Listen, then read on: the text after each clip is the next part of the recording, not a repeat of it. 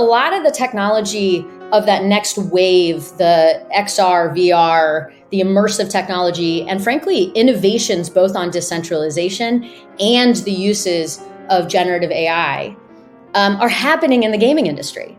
And you have these major parts of that industry that are massive and really important companies that most of, the foreign policy world, for instance, has never heard of. I'm Benjamin Wittes, and this is the Lawfare Podcast, August 10th, 2023. The Task Force for a Trustworthy Future Web was put together by the Atlantic Council for a sprint study of the future of trust and safety in the ever-evolving Internet. It issued its report at the end of June. The report is entitled Scaling Trust on the Web, and two of its members, Rose Jackson and Camille François, joined me in the virtual Jungle studio to talk all about it. Rose Jackson is the director of the Democracy and Tech Initiative at the Atlantic Council. Camille François is global director of trust and safety at Niantic. They are two of many members of this star-studded task force. And we talked about all kinds of things. We talked about how the task force came to be, about the challenges and what has been learned about trust and safety from lots of areas to date, including and especially gaming. We talked about the challenges in the future as trust and safety scales to new ecosystems. It's the Lawfare Podcast, August 10th. Can we build a trustworthy future web? So, Rose, I want to start with a little bit of history of this project. How did the Atlantic Council set out to create a report on the future of trust and safety?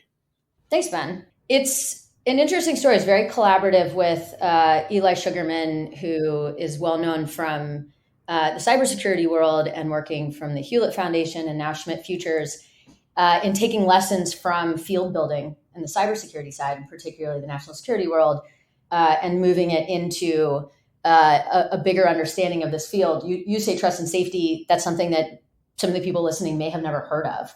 So we actually, taking a step back, have in our mission, I run something called the Democracy and Tech Initiative within the Digital Forensic Research Lab. And one of our core goals in looking at we look at how tech is funded, built, and governed, and how that impacts the long-term viability of democracy and human rights globally. In that mission is trying to get ahead of the current trends of technology and look at what's coming and try and understand what we can learn from all of the work that's been done collaboratively in this ecosystem of civil society and industry and government actors, all working together to try and address really hard things that have formed on the internet in a world in which we are increasingly digitally reliant. And so we had for a long time been wanting to be able to dig into the questions around this next phase. And when we started speaking with Eli and his interest in understanding how the trust and safety field was forming or could be formalized for good or bad, the plan came together to do a sprint, for lack of any better term, to try and keep up with relevance in the speed of technological change. And we decided that we were going to pull in Kat Duffy to help lead the charge as someone who had a wealth of experience internationally, across industry, with global civil society, looking at the thorniest questions online, and wanted to pull together a cross-section of experts from all of these different communities to really look at what do we know from the last 10 or so years? What do we not know? What trends are coming that are going to fundamentally change or could fundamentally change the digital world we interact with and rely on? And what are the things that require urgent investment, attention, research engagement that will set us up for a better next phase of the digital world? And of course, one of those experts was Camille François, who's joining us today. But it was really an opportunity to pull in a lot of the smartest people we could find in a lot of different sectors to be a jumping off point. So that's how the Atlantic Council, a national security think tank, ended up working on this fun topic. Yeah. So, Camille, I'm curious how you conceptualize the field of trust and safety. Obviously, it's one that listeners of the Lawfare Podcast's Arbiter of Truth series have some familiarity with, but what are the parameters of the field from your point of view? Yeah, that's the very exciting question, frankly, because I think those parameters are not fully set. Trust and safety has porous boundaries still. And, I will say not everybody, including at the task force, agreed exactly on how to define trust and safety. At the end of the day, I think we can all agree that trust and safety talks about the set of practices, policies, tools, technologies, partnerships, and design decisions that practitioners do and take to keep products safe and to protect sort of their users of, for instance, users of their products, right? So it's a field that just encompasses the different types of interventions that you may take as a tech company to ensure, the safety of your users. Now, the reason why I think it's exciting is we are at a time where the field is accelerating, structuring itself, and is really benefiting finally from real innovation at an accelerated pace, right? You can think about trust and safety in almost three generations, right? There's a generation of pioneers that really start realizing that the field needs to exist. That's the beginning of content moderation, right? It's the early days of that wonderful team at eBay who laid a lot of the groundwork for what the trust and safety field will later become. It's sort of the first concepts of saying, all right, there's content coming in. Some of it is quite bad. Not all of it is legal. We're going to need rules. We're going to need operations. We're going to need tools to do a proper job at moderating it. Then you move to sort of a second generation of trust and safety functions, which are the large ones that we've come to know, the Twitter trust and safety, the Facebook trust and safety, the Google trust and safety, those functions that really have created a lot of the concepts that we've inherited in the rest of the field and that have driven a lot of the academic literature on trust and safety that really created a foundational role in helping get a set of best practices and structuring that field. My sense is that we're at the sort of third moment where we can see a third generation of trust and safety where people have the opportunity to build from scratch and to maybe change the rules a bit. This is kind of where, Rose was talking about the parallels with cybersecurity. As we know in the InfoSec community, one of the big issues has been to come further upstream, right? To move upstream in the product development lifecycle, to say security is not a thing that you sprinkle at the end. Really, you have to do security by design. And there's a lot of movement right now in the trust and safety community to also do safety by design and to find those means, new practices, new ideas that allow you to move more upstream in the product development lifecycle. So generally, field with porous boundaries. Generally, we have an understanding that it's about protecting users. It's about securing product. It encompasses things like content moderation, the sort of classic example of what trust and safety does. And it's a really exciting moment for the field because I think we're seeing a lot of acceleration and new innovation. Yeah, so one of the things I found fascinating about this report was that it treats a whole lot of areas that are relatively nascent, like immersive spaces, federated spaces. I run my own Mastodon server. How should the world of trust and safety think about that? Or I, put on an Oculus and I can go into spaces where you can literally, or literally in the context of the space, touch people. How should trust and safety think about that? So I'm interested, for Rose, your sense of the parameters of the question that this report and this task force treated. Are you thinking about all immersive and, spaces that are not owned by by anybody really, or maybe owned by the individual user. What's inside and outside the bounds of what the task force was thinking about here? Kat likes to remind me that when we started the task force and when I asked her to come join us way back in September of 2022, ChatGPT hadn't been released.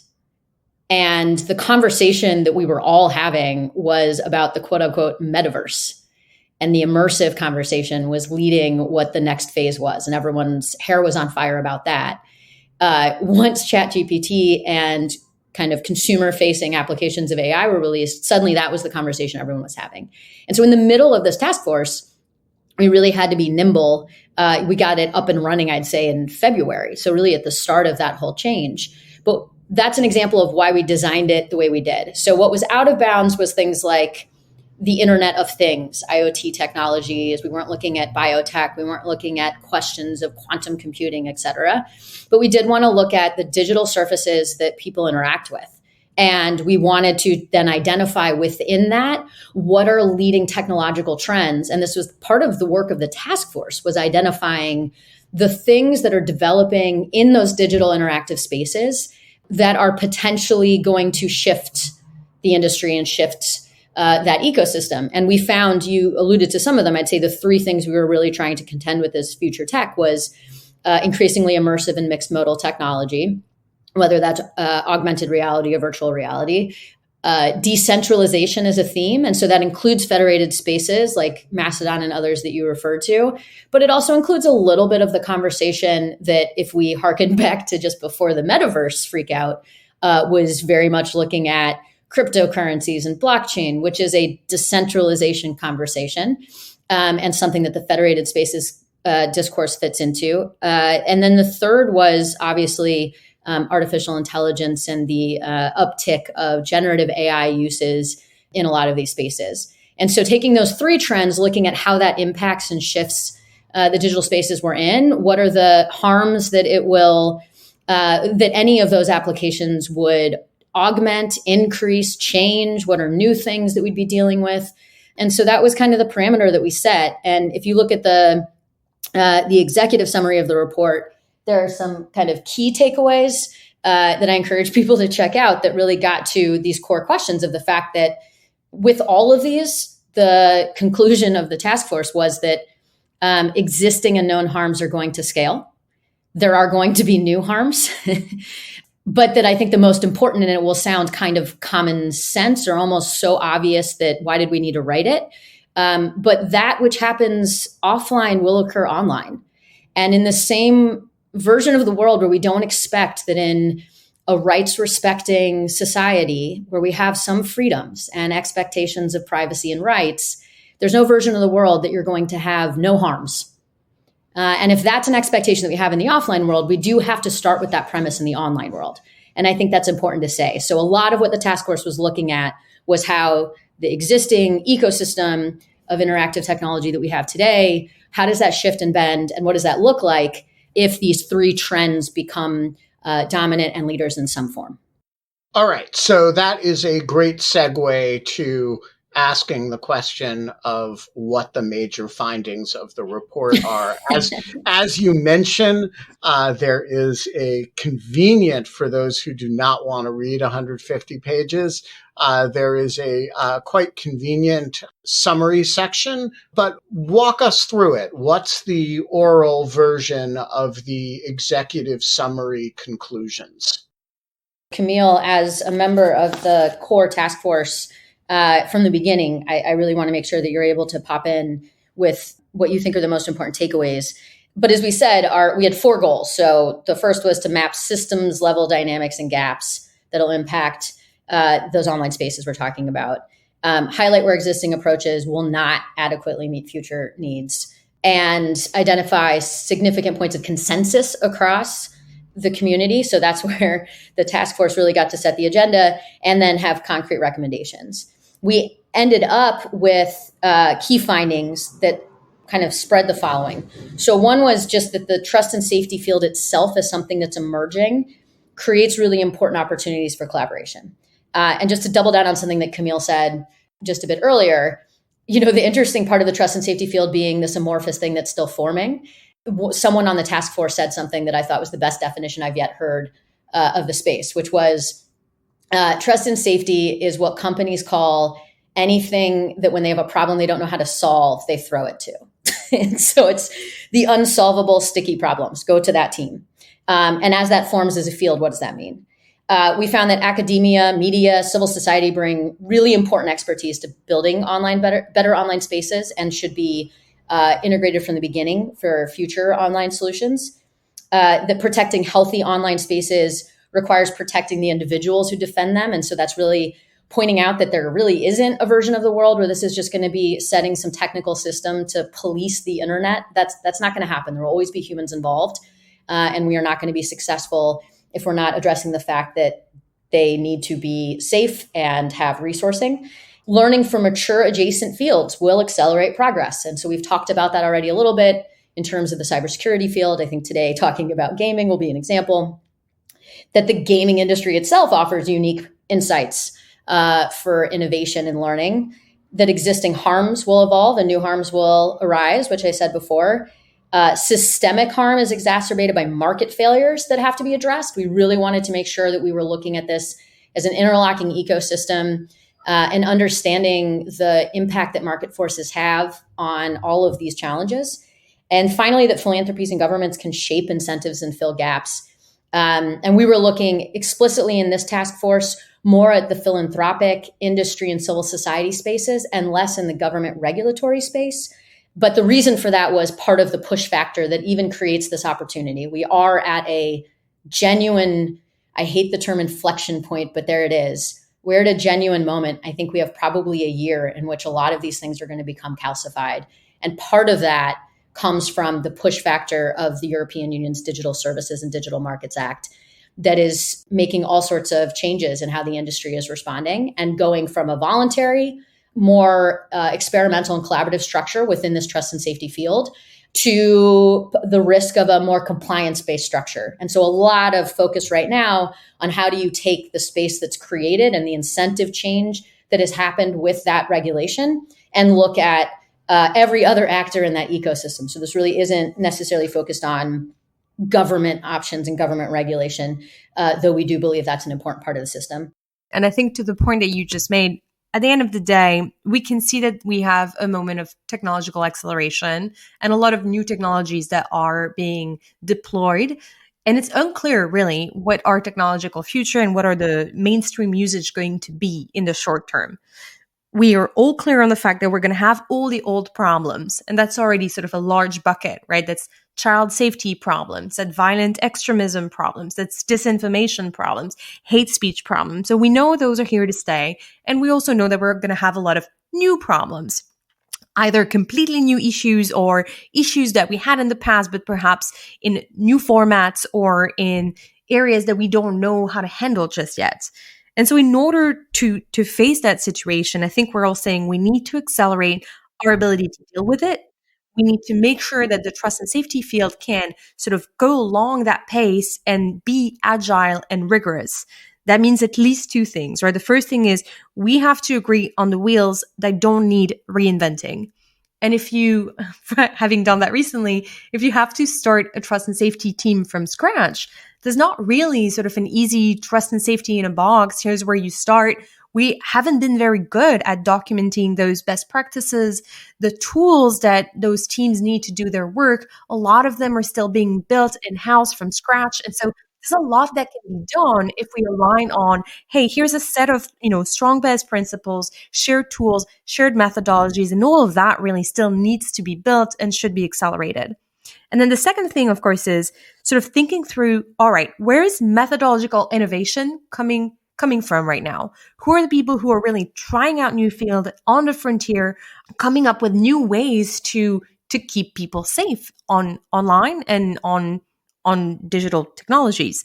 And this is where I think the task force did a great job at, as I said, decentering our traditional idea of trust and safety and thinking about, all right, maybe a lot of the new things that are happening are coming from civil society or coming from what Thorn, an NGO, is doing on technology for child safety, are coming from, OnlyFans, for instance. We don't think about OnlyFans often when we think about trust and safety, but they have a large trust and safety team, and they're also innovating on moderation. There are, a lot of innovations that are coming from Twitch and from Discord, and sort of it's making sure that as we look for ways to accelerate innovation and how we keep people safe online, we can do this in a way that has maybe a little bit of a wider aperture than what we used to have when we traditionally think about trust and safety issues from a few years back. All right. So, Camille, I want to talk to you about gaming because this is a area that the report spends a lot of time on and kind of singles out as a case study and cautionary tale. So why gaming, and why is it a sort of particular area of focus for the task force? Yeah, I think, Ben, the real person who should answer that question is Rose, because Rose and I met and had this set of conversations on wow, gaming is such a bigger deal than what people realize it is. It is for the future of technology. It is for the future of trust and safety. It is for its foreign policy implication. But Rose really here has been the leader behind putting this at the heart of the task force work. So Rose, over to you. Why is gaming a bigger deal than we think? Anyone who's spoken with me in the last 2 years knows that I've been on a soapbox about the short-sightedness of, and I was guilty of this. I think because the gaming world is something that people either think of as the kids' domain or this dangerous space that kids are operating in that they shouldn't. No one has seriously considered the breadth of it. There's, it's a $300 billion market. 3 billion people around the world play games.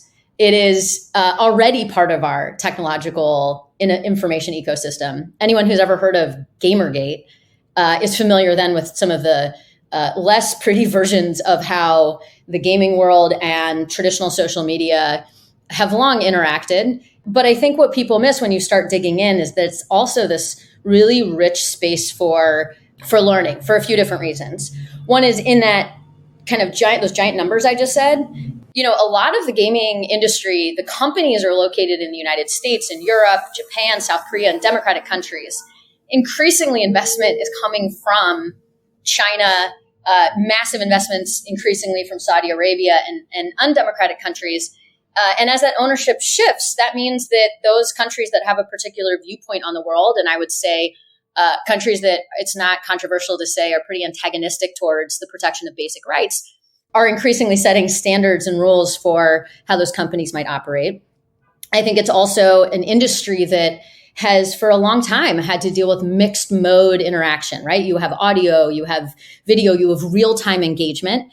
And that's something that we're starting to see become more of a feature in the existing technologies that we're dealing with and don't have great answers for how to keep safe while protecting rights. And I think, the third part of that people seem to miss on a more hard-nosed version of this is that a lot of the technology of that next wave, the XR, VR, the immersive technology, and frankly, innovations both on decentralization and the uses of generative AI are happening in the gaming industry.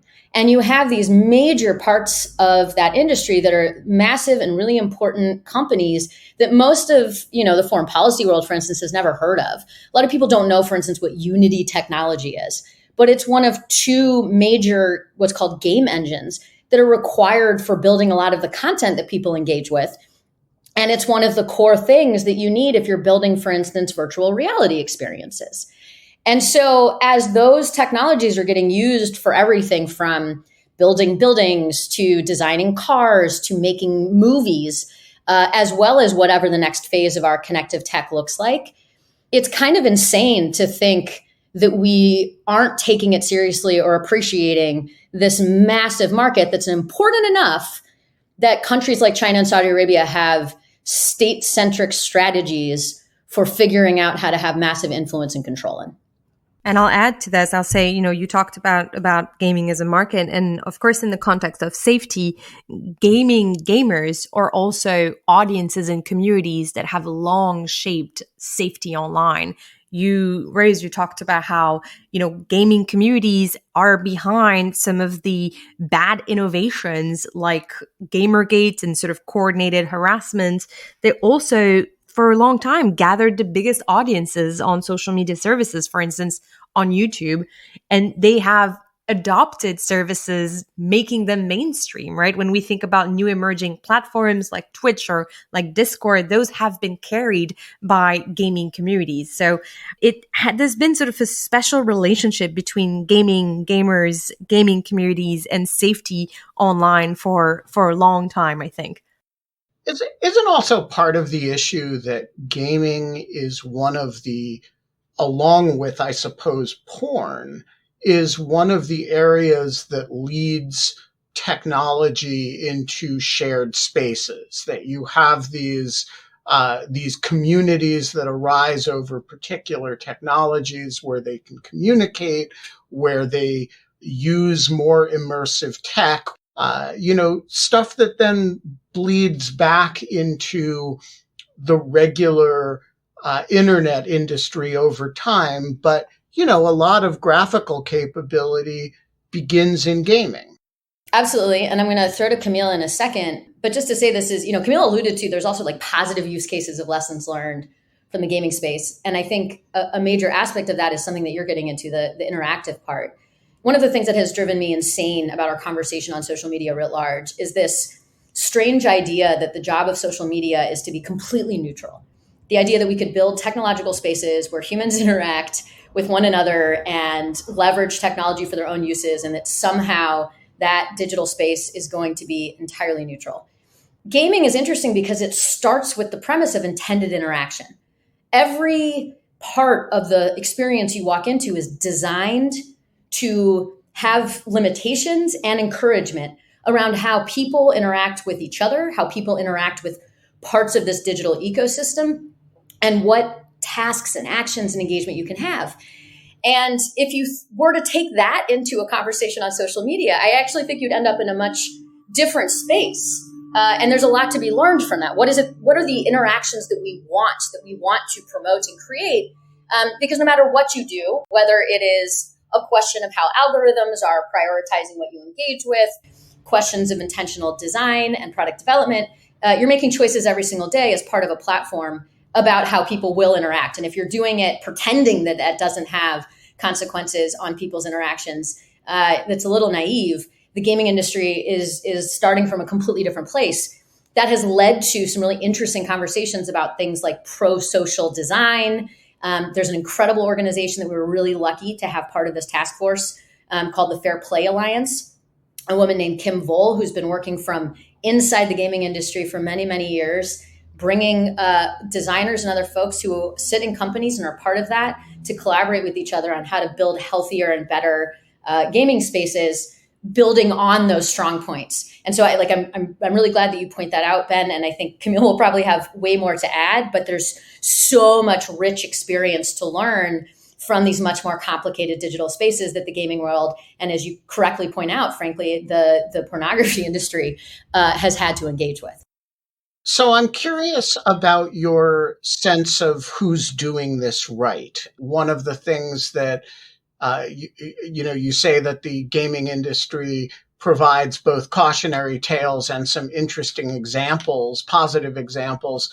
I'm curious, when you look around at the landscape, where are the areas where you say, hey, that's impressive? Camille, you mentioned OnlyFans before, but what are who are the industries and spaces that are being creative in this area?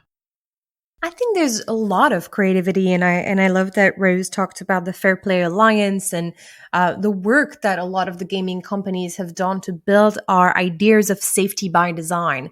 It's true, it's easier to work on these concepts of safety by design when your premise isn't that you're trying to design the town square for the internet or that you're designing all-encompassing spaces, right?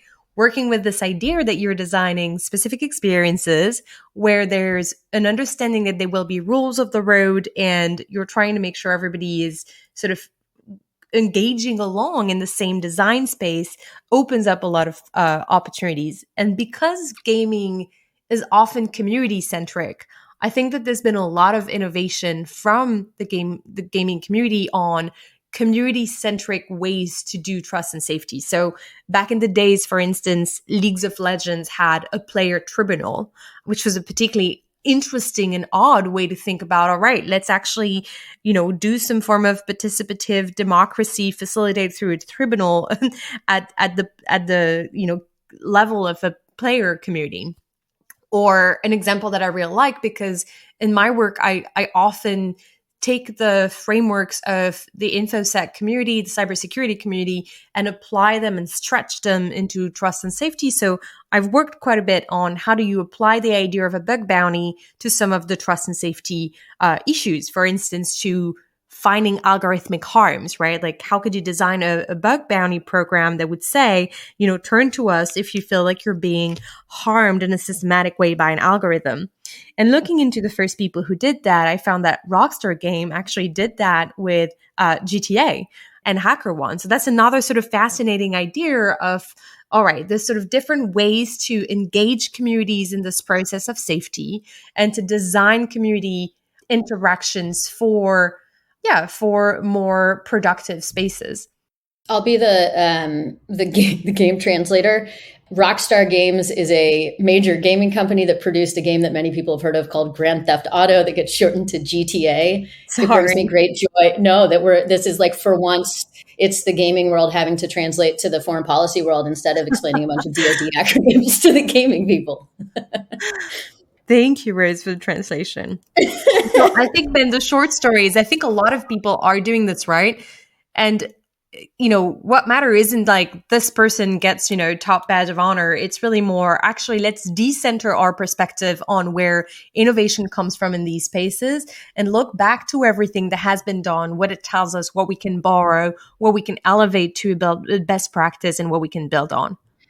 The other that's worth just highlighting and lessons learned there is that the gaming industry has long had, and we dedicated a section to what we called related ecosystems, and Camille has talked about this a bit. It's long had this tradition of building and using communities of practice and engagement, whether that's leveraging YouTube or Discord or Twitch, or frankly, long before that, messaging boards to communicate about games and build community around games. And there's some really interesting examples of major disagreements in those communities about the standards and rules about how people are going to engage with each other. That resulted in splits where people decided, fine, this message board is where we're going to have these moderation practices, and you can be as much of a jerk as you want. And these message boards are going to be where we're a little nicer, and you can self-select into what space you want. And so there's just been a lot of experience there that I think is analogous to some of the conversations we're having right now about the legacy social media space as people, as well as the lessons that Camille is referencing in terms of how companies themselves are playing around with and leveraging past experiences to address the broader online experience. Ben, I'll just add one thing because it talks to my nerdy heart, but something that I think a lot about is red teaming and how we have slowly been borrowing red teaming from, again, the InfoSec and cybersecurity context and applying it to broader set of trust and safety issues. So, on my day-to-day work at Niantic, we do a lot of red teaming for safety. And so when we design a new experience, a new product, we're going to actively try to break it and understand where are the potential vulnerabilities of how it's been designed to try to figure out, all right, how we can best address it. That's very fun to do in a gaming context because, of course, in gaming, you do play testing already, right? There's already this sort of step where people are play testing to try to see if they understand the rules and if the rules are clear and if it's fun. And so you can sort of easily add red teaming to that, and it works well in a gaming context. But it's also taking a huge life of its own in the context of generative AI. And when you listen to conversations around safety of generative AI, a lot of these conversations are around red teaming those new models, right? Trying to figure out, can we make it say something terrible?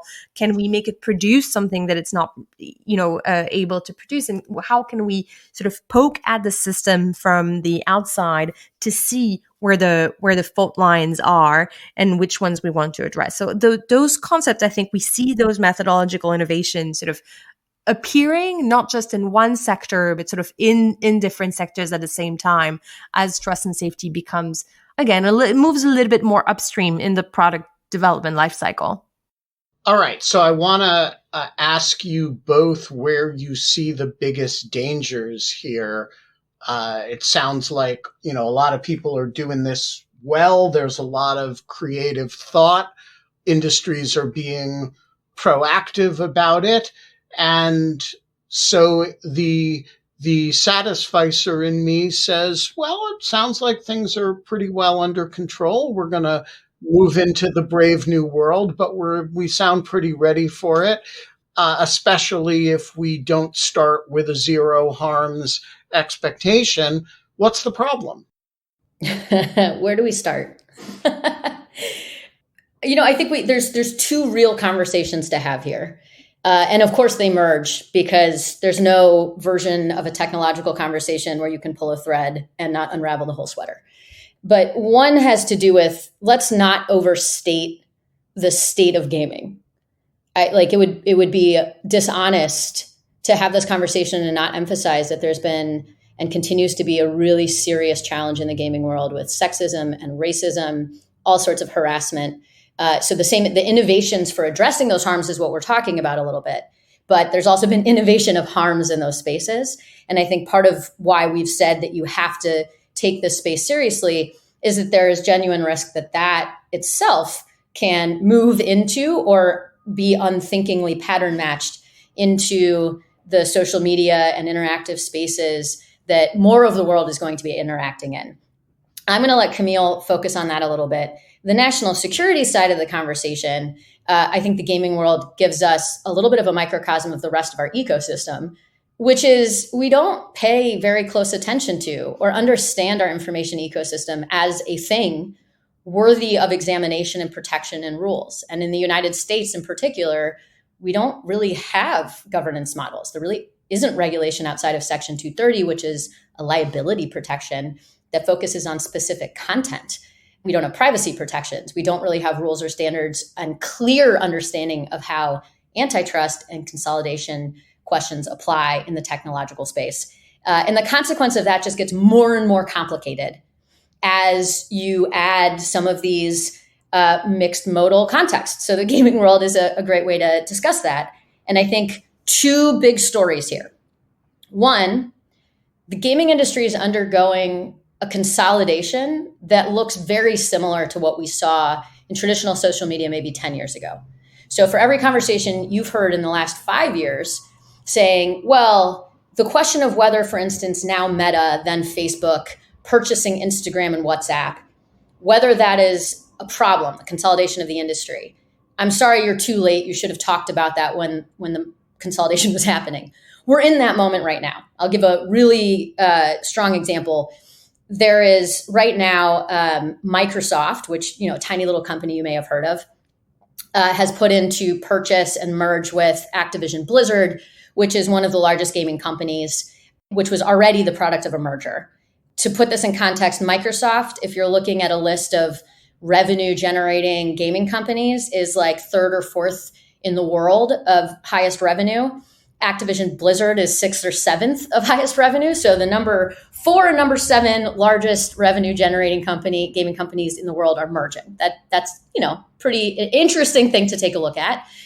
The FTC in the United States, along with every other regulatory entity in the world, are examining this merger. And a U.S. judge, when asked to weigh in on this, a week before deciding that the merger could move forward, literally said, I can't believe that we're going through all this trouble for a video game.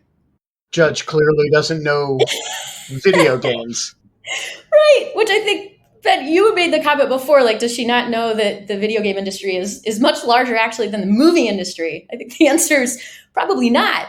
But that to me is such a perfect illustration, without even having to articulate where you come down on if it's okay for Microsoft to buy Activision Blizzard. Right. It's asking completely the wrong questions. Right. Let's take this seriously. And I think there's one other thing that I want us to come back to, which is the question of foreign ownership and investment and the consequences of that, as well as really understanding China in particular. Just to be clear, Tencent as a gaming company is double the revenue of Apple and almost double the revenue of its closest competitor, which is Japan's Sony. So there's these really interesting geopolitical conversations. But before we go there, Camille can talk a lot about this competition conversation that I brought in. We can talk about it as antitrust, but there's also a much bigger discussion about what is the market and the set of solutions of how you actually do trust and safety. It's not just the companies building their own solutions. And so I wonder if I can pass to Camille to talk a little bit about this vendor community that I think is pretty invisible, but that's an important piece of this puzzle and affects national security and foreign policy and democracy and all the things we care about. That's great, but I also want Camille to come back to the original question, which is what are the big dangers that she sees coming down the pike? Yeah, that's a good question, and I think there is a real debate right now on how well really are we doing on trust and safety.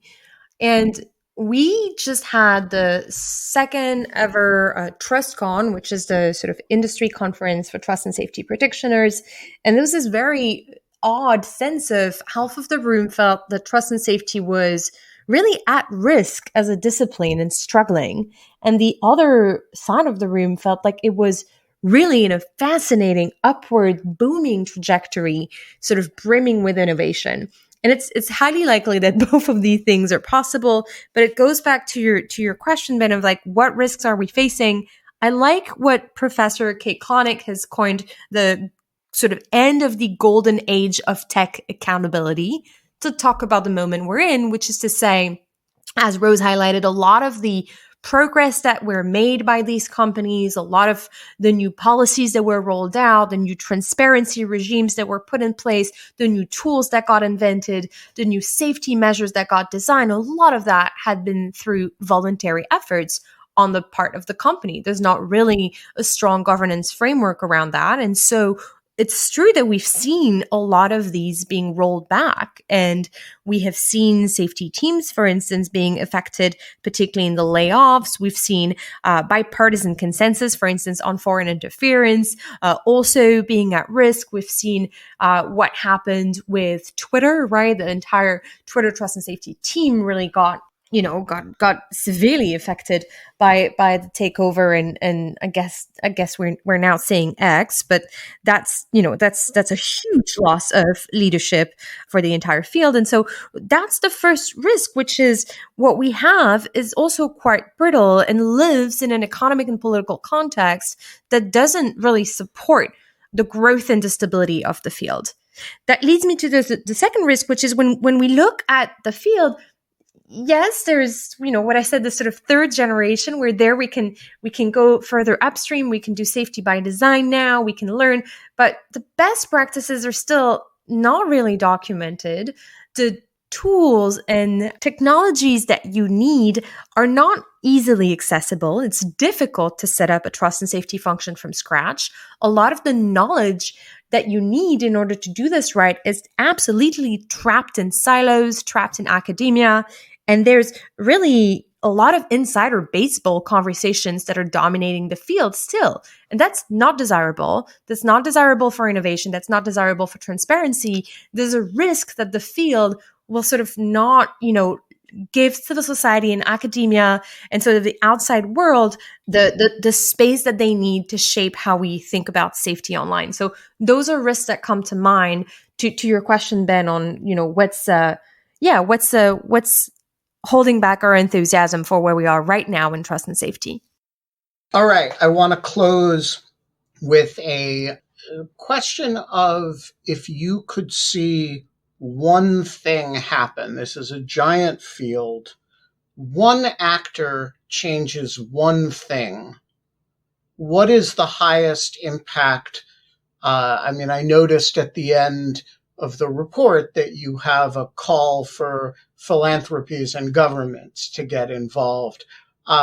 So what's the big thing that needs to happen in order for this space? I think it was Rose who said a number of minutes ago that we have about a year before things calcify.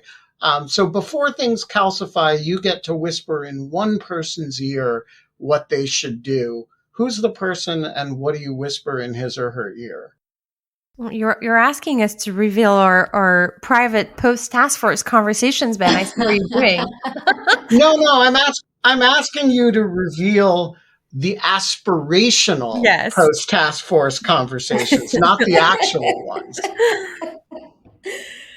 I mean, I'll take the the unfair way out and say, if it's aspirational, then I'm gonna ask the Department of Common Sense to take some emergency necessary actions on. I think there's two or three things that we really just don't pay attention to that are central. And I don't mean to dodge, Ben. It's just the problem is with technology, like there really isn't a version of the world, and this was part of the point of the task force, where there's a single actor, a single sector that can solve these problems. Literally, no single company, no single government, no single civil society group, person, law enforcement agent, like nobody on their own can address these things or build a world that we would want. And so it really comes down to incentives and market forces, as well as ways that collaboration and information sharing happens. And so, number one, the reason we were focused on philanthropy was, to some degree, it's a little bit of a version of what you just said. Like, is there someone who could wave a magic wand and put resources in places that there may not be incentives to put resources right now? And the reason I had alluded to the vendor community and I had talked about consolidation of the gaming industry is because I think that there's this invisible community that are doing things like building models to be able to find hate speech and known terrorist content, that there's all of this work that has been done that, relies on companies paying them to do it. You've never heard of most of these companies. Camille has had to interview every single one of them to figure out which one can fill certain parts of her job leading a trust and safety team. But they're venture-backed companies that are increasingly finding fewer people to sell to in smaller markets in an economic downturn where the tech industry is laying off trust and safety workers. And so I'm not certain that if we don't find other models to support that kind of innovation and to support that technology and the maintenance of it, I'm not convinced that a venture capital backed market of vendors is going to fill the need at this moment. And this moment being where the DSA is making, the European Union is right now making all the decisions on how the Digital Services Act will ask companies to structure themselves, show information about themselves, have a responsibility towards doing some of these trust and safety things. And I don't know that we're about to build an ecosystem that isn't sustainable. That scares me. And so I want the Department of Common Sense to build a better market and better incentives for those entities and communities, including global civil society, that knows from the beginning and is asked by every single one of those vendors, companies, governments, to tell them what to do and to feed information in. Those are the two things that I think if we don't prioritize, we are in trouble. Camille. I think that's exactly right. I think if you consider all the tooling and technologies that's needed to properly keep people safe online, that part is massively under-resourced. There's a lot of will reinventing. There's a lot of market failures throughout the entire tooling and technologies, again, around trust and safety. And I think that addressing these would make a huge impact. I'll also say I've had the great honor to teach trust and safety over at Columbia University. And I think that academia here will also have an important role to play. I'm very inspired by the next generation of students that are coming in, the new generation of practitioners who are coming in eager to learn, to transform and to change some of the assumptions that we've had on how can we push tech to be more responsible and to better take into account the downstream effects of the technologies that were deployed on society. I think that's going to also be an important investment. Let's make sure that we open up the gates of the field, that we don't, trap knowledge in silos, that we avoid the insider baseball, and that we can really make a transparency effort on what's currently being done, how has it been done, what's working and what's not working. And as Rose said, urgently address the market failures for all the tools and technologies that need more support, need more resources, and maybe can be shared across different teams and actors and organizations. We are going to leave it there. Rose Jackson, Camille François, thank you so much for joining us today. Thank you so much for having us. Thank you, Ben, for having us. The Lawfare podcast is produced in cooperation with the Brookings Institution. Our audio engineer this episode, as ever, were the good folks at Goat Rodeo. Hey folks, speaking of good folks, be a good folk yourself and become a material supporter of Lawfare. You can do that at lawfaremedia.org/support. That's lawfaremedia.org/support. The Lawfare podcast is edited by Jen Patja Howell. Our music is performed by Sophia Yan. And as always, thanks for listening.